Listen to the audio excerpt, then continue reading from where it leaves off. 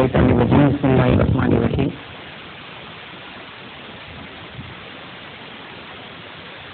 السلام عليكم ورحمة الله وبركاته.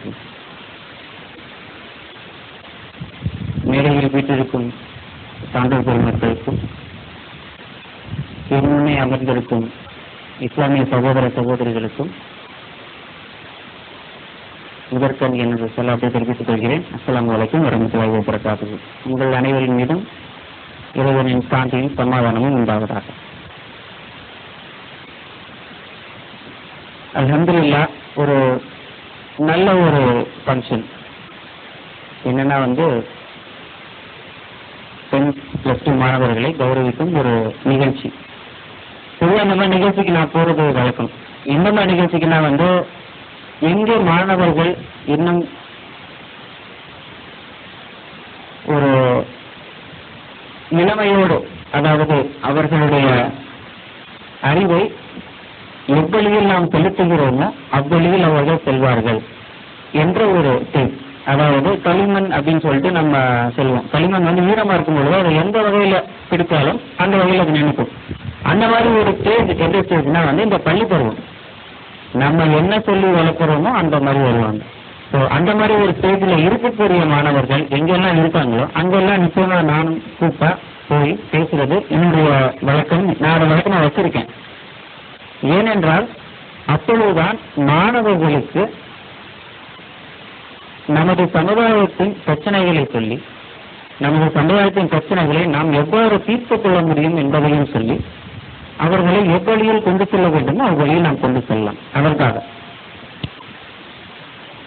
இப்படி ஒரு அருமையான நிகழ்ச்சி ஏற்பாடு செய்த ஏற்பாட்டாளர்களுக்கு எனது முதற்கண் நன்றிகள்.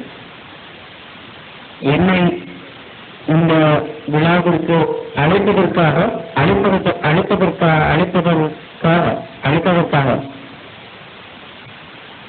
நன்றிகளை தெரிவித்துக் கொள்கிறேன். ஜஸாக்கல்லாஹ் கைரன்.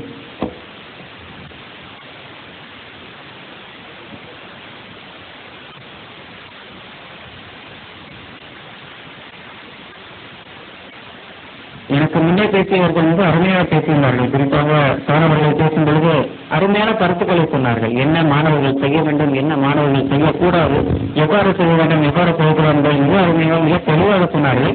அவர்கள் பேசியதிலிருந்து இந்த துறையில், கல்வித்துறையில் பல ஆண்டு காலம் இருக்கிறார்கள் என்பதை என்றால் நன்றாக விளங்கிக் கொள்ள முடிகிறது. முதலில் நான் பேச ஆரம்பிக்கும் பொழுது சில விஷயங்களை கூறிக்கொண்டு பின்னர் இந்த எக்ஸாமினேஷனை பற்றி நான் பேசுறேன். முதலில் இஸ்லாமிய பார்வையில் கல்வி, இதை பற்றி நாம் முதலில் புரிந்து கொள்ள வேண்டும். எதுக்காக இதை பற்றி முதல்ல பேசுறோம் அப்படின்னா, இங்கே மாணவர்களும் வந்திருக்காங்க.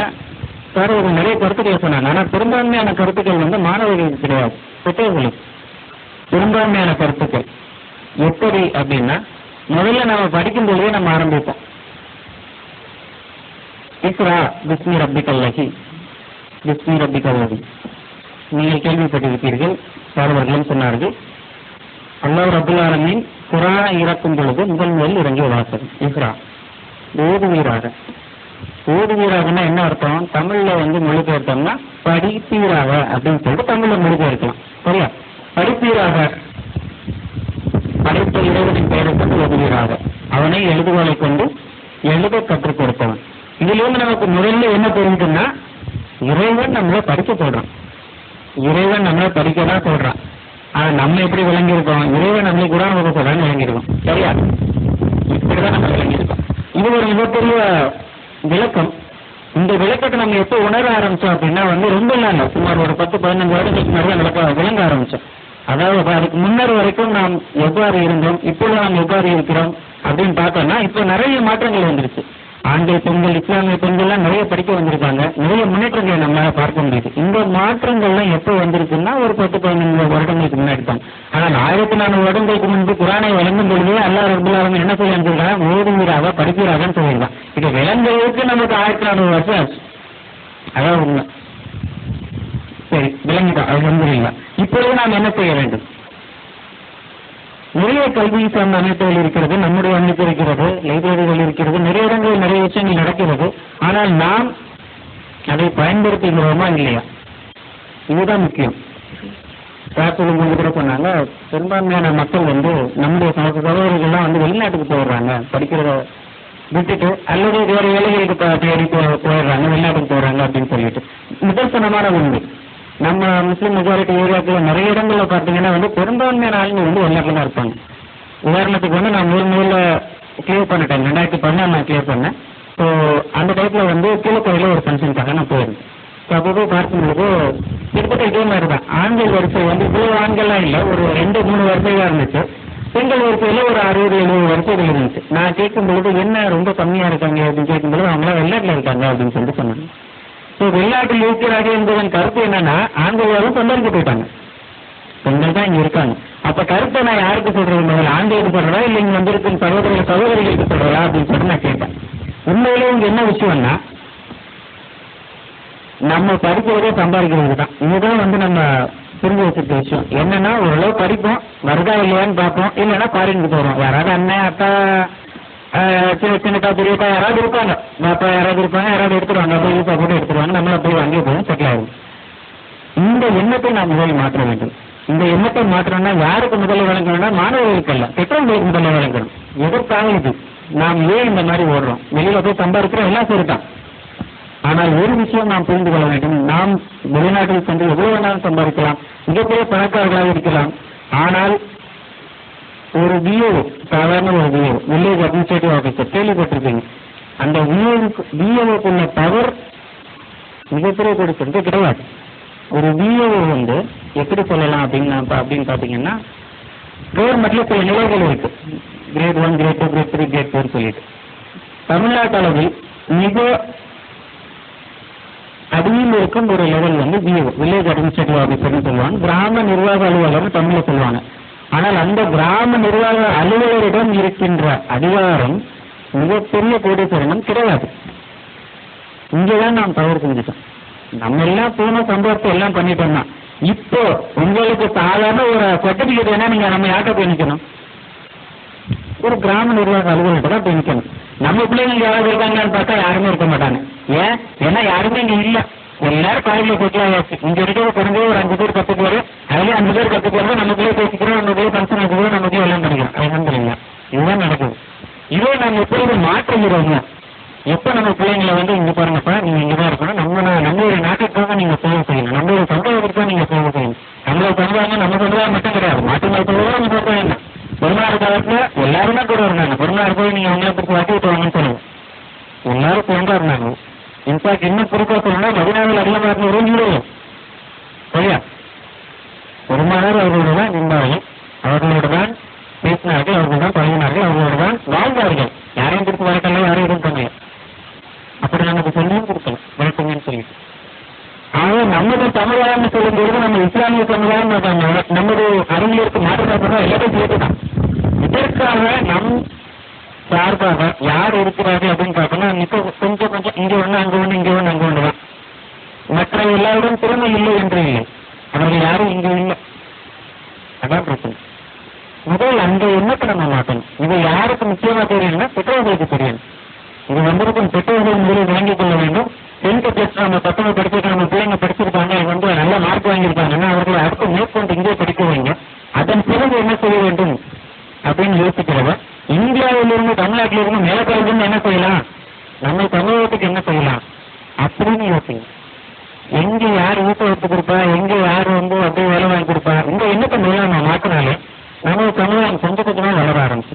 அது வந்து இல்லை, முன்னாடி இருந்ததுக்கு எவ்வளவு நம்ம வளர்ந்துருக்கோம், முன்னாடி மாதிரி கிடையாது.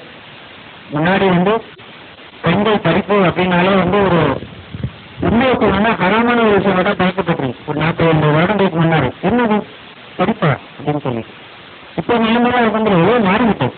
அல்லா ரப்பல் ஆலமீன் சொல்லும்போது முஸ்லிமான மீனான ஆண் பெண் அனைவருக்கும் தான் சொல்லியிருக்காங்க, அவர் முஸ்லிமான மீனான ஆண்களுக்குன்னு சொல்லவே இல்லை. நீங்க குர்ஆன் எடுத்து பார்த்தீங்கன்னா எல்லாருமே ஆண்கள் கொண்டு தனி சரிசமா தான் பாவிக்கிறாங்க, நம்ம தான் சரியா பாவிக்கிறது அவ்வளவு. ஆக இந்த மாதிரி நிலைமைக்கு நம்ம கொண்டு வந்தா முதல் நம்மளோட எண்ணத்தை மாற்றணும். நமது சகோதரர்களை, நமது பிள்ளைகளை இங்கே நம்ம படிக்க வைப்போம், இங்கே நம்ம மேல் படிக்க வைப்போம். இந்த சமுதாயத்திற்காக நாம் நமது பிள்ளைகளை யோசிக்க வைப்போம், செயல்பட வைப்போம். இன்ஷா அல்லாஹ் இந்த நியத்தை முதல்ல நம்ம வைப்போம். சரியா? அடுத்து இன்ஷால்லா நீயத்தை வச்சாச்சு, ரெடி பண்ணியாச்சு, பசங்கள்ட்ட சொல்லியாச்சு. இப்போ என்ன பண்ணணும்? பசங்கள்ட்ட ஒரு இருபது பின்ன பாருப்பா, நீ எல்லாம் படிக்கணும்பா, நல்லா படிக்கணும்பா, செஞ்சணும்பா, போதுமா? நிச்சயமாக போதாது. அதாவது ஒரு விஷயத்த நம்ம திரும்ப திரும்ப திரும்ப திரும்ப சொல்லும் பொழுதுதான் அந்த விஷயத்தினுடைய தன்மை புரியும். அந்த விஷயத்தினுடைய தன்மை ஆழமா மனசுல இறங்கி அதுக்கப்புறம் அது வெளிப்பட போகணும். சும்மா ரோட்ல போற ஒரு பையனுக்கு சின்ன பாப்பா நல்லா படிக்கணும்பா, போயிட்டு வைப்பா அப்படின்னு சொன்ன உடனே படிக்க மாட்டான். அப்படியெல்லாம் வந்துடாது. நாம் சொல்லி சொல்லி சொல்லி சொல்லி வளர்க்கணும். 1 வருஷம், 2 வருஷம், 3 வருஷம், 5 வருஷம், 10 வருஷம், 20 வருஷம், தப்பு கிடையாது. சொல்லிதான் கொண்டு வரணும். சொல்லிதான் எல்லாத்தையும் கொண்டு வரணும். இந்த சமுதாயத்துல பெருமானார் கொண்டு வரும்பொழுது உடனே நேற்று வயலுக்கள் தொடர்புள்ள மக்கள் அரங்கிற்கு அர்த்தம் வந்து இஸ்லாம் முழுமைப்பட்டு இல்லை. 23 ஆண்டு காலம் இருக்குது இஸ்லாம் முழுமைப்பட்டது. கரெக்டா 23 வருடங்கள். 1 மாசம் 2 மாசம் 5 நாள் 10 நாள் இல்லை. பெருமானாருக்கு 23 வருடம் இருக்குன்னா நம்மளாம் ஏமாற்றோம். சொல்லிதான் கொண்டு வரணும். நம்ம சமுதாயம் இந்த பாருங்கப்பா, நீங்க நம்ம சமுதாயத்துக்காக செய்யலாம், நம்ம சமுதாயத்துக்காக கொண்டு வரணும், நீங்க இருந்தா தனியாக பண்ணுங்கன்னு சொல்லி இன்ஷால்லா அதை நீங்க கொண்டு வருவீங்க நான் நம்புறேன். இப்போ சமுதாயத்துக்கு கொண்டு வந்தாச்சு, பசங்கள்கிட்ட அடிக்கடி சொல்லிக்கிட்டே இருக்கும். எந்த மாதிரி சொல்லணும், எந்த மாதிரி சொல்றதுக்கு முன்னாடி என்ன சொல்லணும் நமக்கு தெரியணும். அதை இப்போ சொல்லிடுறேன் இன்ஷால்லா. நம்ம பசங்களும் நம்ம படிக்க வைக்கிறோம். 10th + 2 முடிச்சுறாங்க, நல்லபடியாக முடிச்சுறாங்க. இப்பெல்லாம் நிறைய பேர் வந்து இன்ஜினியரிங், மெடிக்கல் நிறைய இதுக்கு போறாங்க. அல்ஹம்துலில்லாஹ் தொழிலை செய்யறாங்க. ஆனாலும் ஒரு குறிப்பிட்ட ஏரியா வந்து தொடாமலே இருக்குது. அந்த ஏரியா எதுன்னு பார்த்தீங்கன்னா வந்து அரசாங்க பணிகள், அரசு பணிகள். அரசு பணிகள்ல வந்து நம்மளுடைய சமுதாயத்தின் பங்கீடு சொல்லலாம்னு பார்த்தீங்கன்னா ரொம்ப கம்மி அரசு பணிகள். உதாரணத்துக்கு சொல்லணும்னா யூனியன் பப்ளிக் சர்வீஸ் கமிஷனை பற்றி சொல்றது சொன்னாங்க. ஒரு 1000 பேர் 1100 பேர் ஒவ்வொரு வருஷமும் எடுப்பாங்க கலெக்டர் லெவலில். அல்ஹம்துலில்லாஹ் அல்லாஹ்வுடைய கிருபையால 2014 அதை கிளியர் பண்ணி 1000 பேர் எடுக்கிறாங்க அப்படின்னா எவ்வளவு இஸ்லாமியர்கள் அவ்வளவு கிளியர் பண்றாங்க அப்படின்றது ரொம்ப முக்கியமான விஷயம். ஏன் என்று கேட்டால் 130 கோடி மக்கள் தொகை கொண்ட நமது நாட்டில் ஒரு 13-18% வரைக்கும் இஸ்லாமியர்கள் இருக்கலாம் அப்படின்னு சொல்லிட்டு ஓரளவு ஒரு கருத்து இருக்கு. அப்போ ரெப்ரசன்டேஷன், அதாவது நாம் எவ்வளவு பேரை ஒரு குறிப்பிட்ட துறையில் அனுப்புகிறோம் அல்லது எவ்வளவு பேரை தேர்வு செய்ய வைக்கிறோம் என்பது முக்கியம். அப்போ 1000 பேர் இருக்கிறதுக்கு அட்லீஸ்ட் 150 பேராக இருக்கணும். அப்பொழுதுதான் வந்து நம்ம சமுதாயம் சரியான அளவில் அரசாங்க பணிகளில் இருக்கிறது என்று அர்த்தம். கணக்கு போட்டு பார்த்தோம் அப்படின்னா ஜஸ்ட் ஒரு 20 பேர் 30 பேர் தான் இருப்பாங்க. மிக மிக குறைவு 20 பேர் 30 பேர் வந்தாலும் பெரிய விஷயம். எவ்வளவுல 1000 பேர். அதே மாதிரி மற்ற அரசு பணிகள், தமிழ்நாடு அரசு பணிகள் எடுத்து பார்த்தீங்கன்னா அதே அளவுதான் இருக்கும், மிக மிக கம்மி. ஏன் இந்த மாதிரி ஒரு நிலைமை இருக்கு அப்படின்னா வந்து முதல்ல நம்முடைய மாணவர்கள் எழுதுறதே ரொம்ப கம்மி.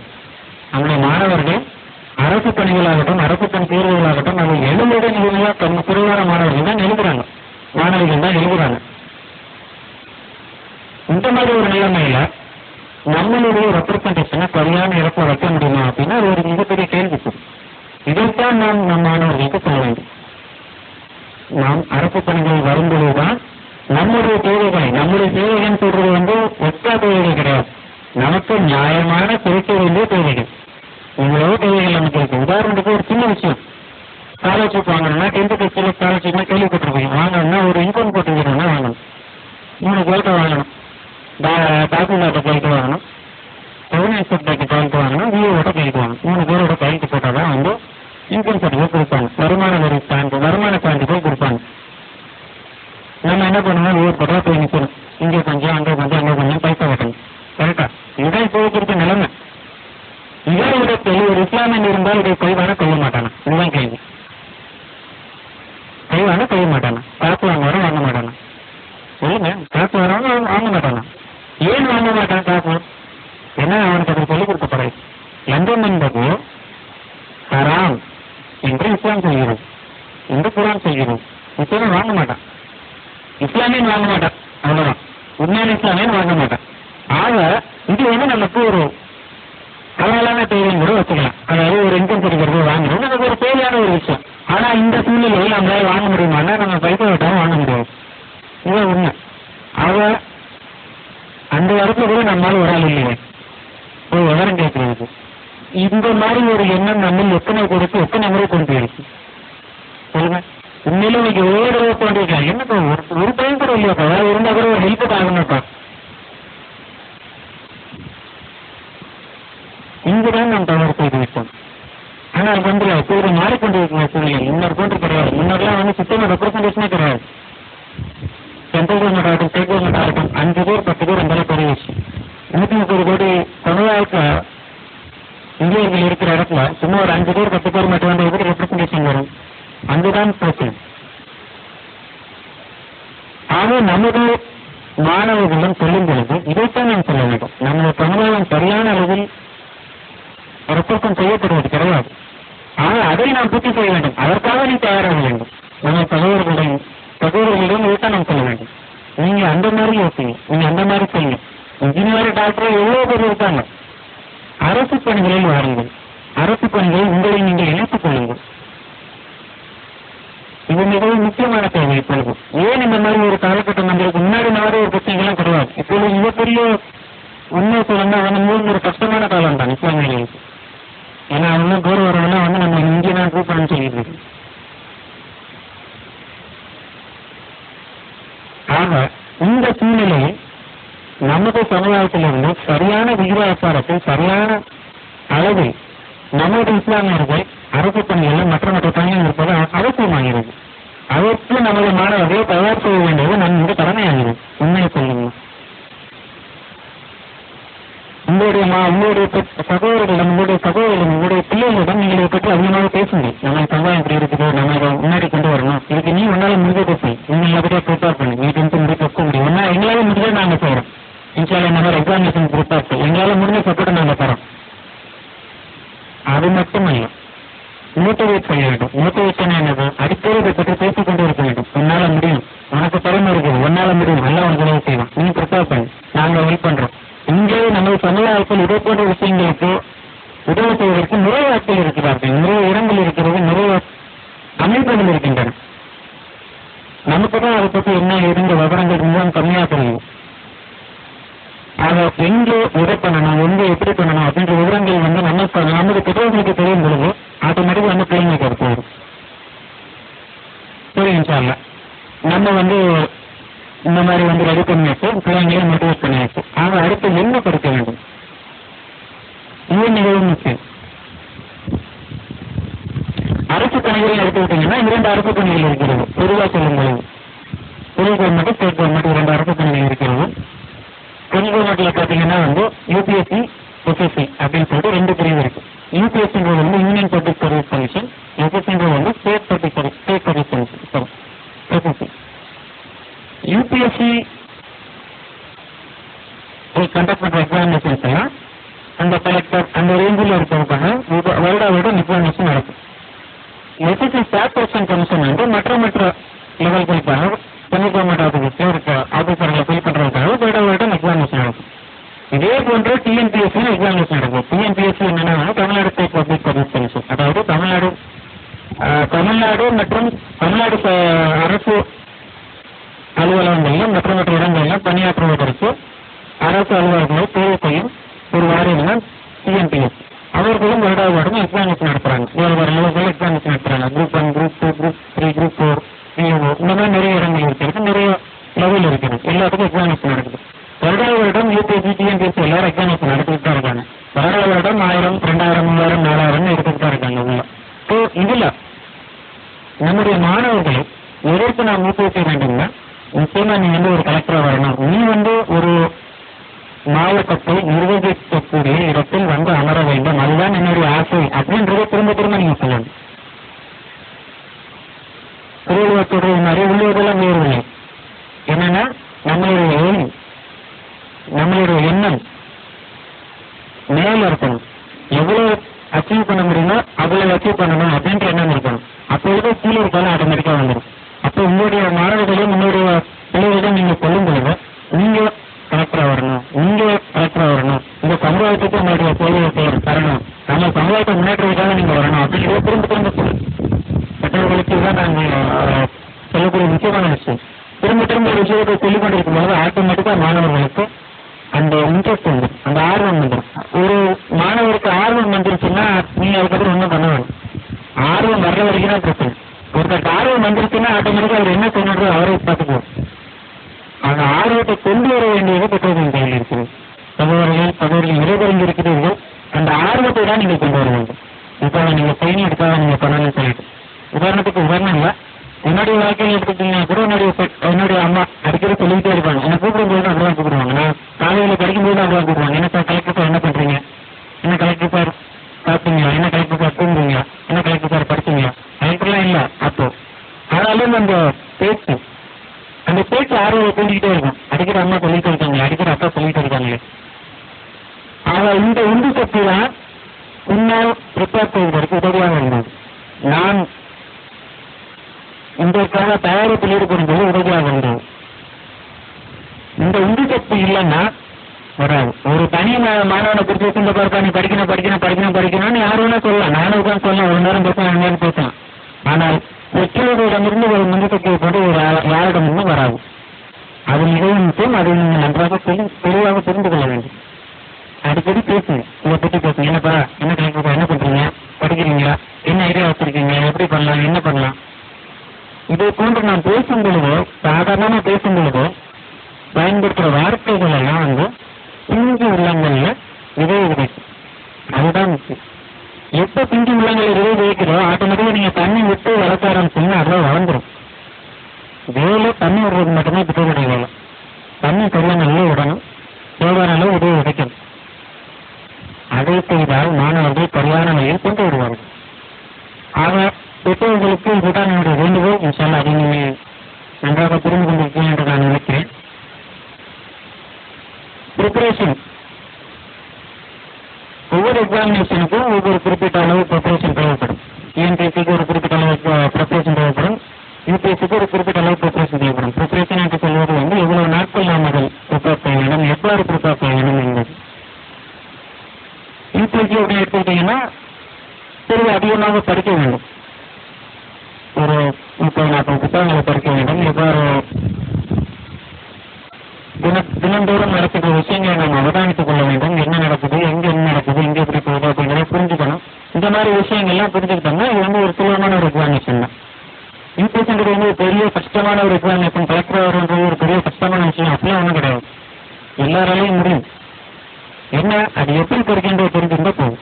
ஆனால் நமது மாணவர்களுக்கு என்னன்னா இந்த மாதிரி ஒரு அவேர்னஸ் மிகவும் குறைவாக இருக்கிறது. என்ன படிக்கணும், அது எப்படி படிக்கணும், எப்படி அதை அப்ரோச் பண்ணணும், ஒரு குறிப்பிட்ட எக்ஸாமினேஷன் எடுத்துக்கிட்டோம்னா அதை எப்படி அப்ரோச் பண்றோம் அப்படிங்கிற அந்த ஒரு அவேர்னஸ் விழிப்புணர்வு ரொம்ப கம்மியா இருக்கு. அதனால நம்மளால என்ன நினைச்சுக்கோன்னா ரொம்ப கஷ்டமான ஒரு எக்ஸாமினேஷன் போல, அதனால்தான் நம்மளால கிளியர் பண்ண முடியாது போல, அதனால்தான் நமக்கு இதெல்லாம் படிப்பட்டு வராது.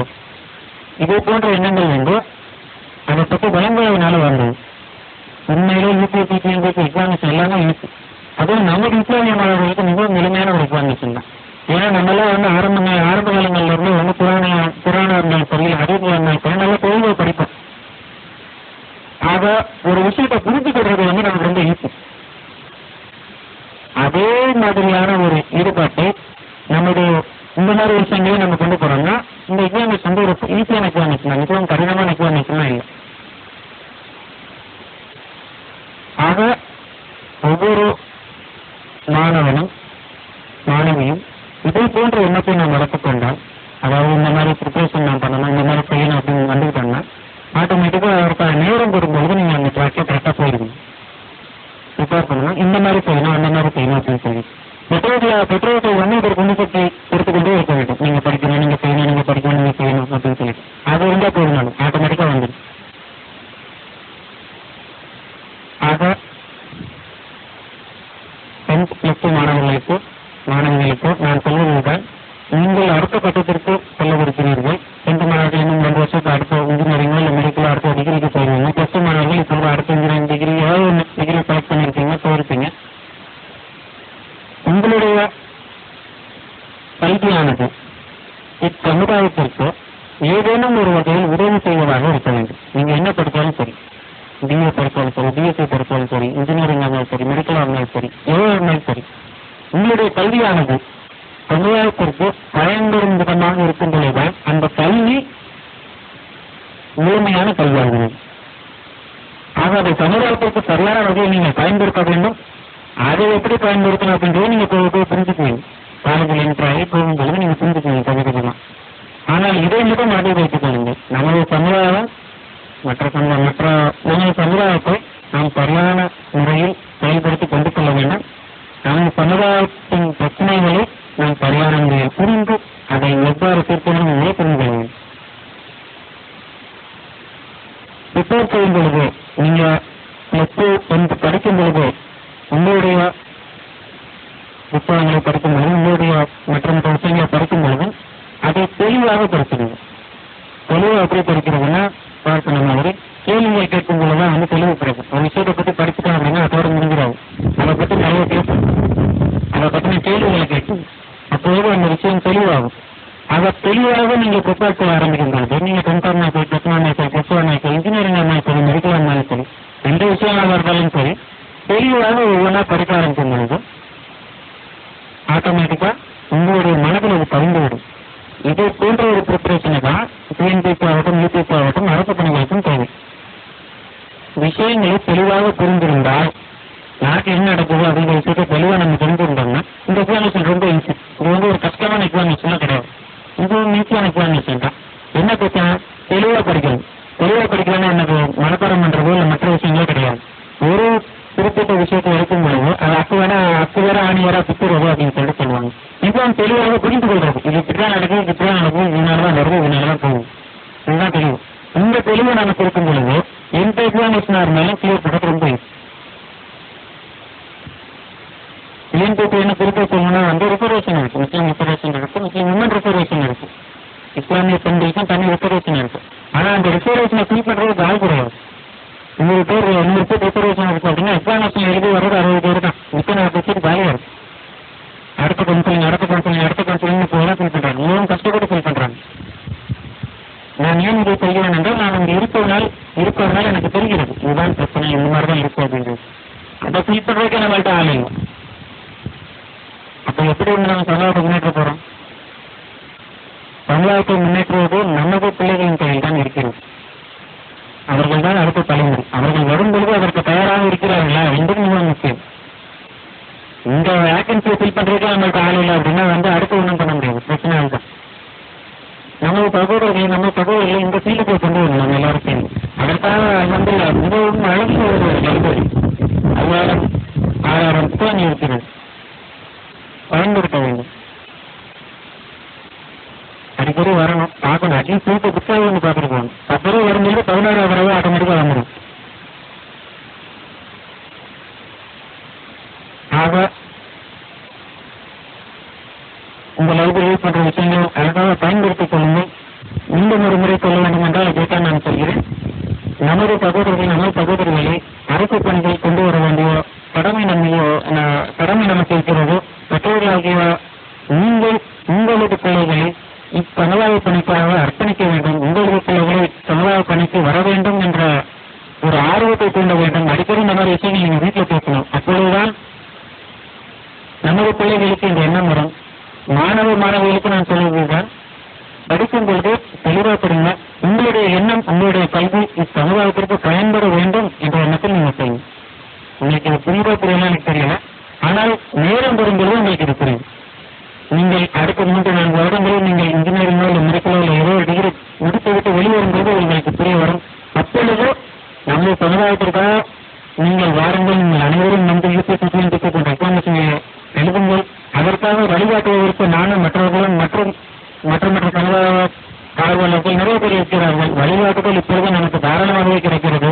சரியான முறையில் நீங்கள் பயன்படுத்திக் கொள்ளுங்கள். சரியான முறையில் செயல்படுங்கள். இன்ஷா அல்லாஹ் நமக்கு அனைவருக்கும் வெற்றியை தேடித் தருவான். வாய்ப்புகளுக்காக நன்றி கூறுகிறேன்.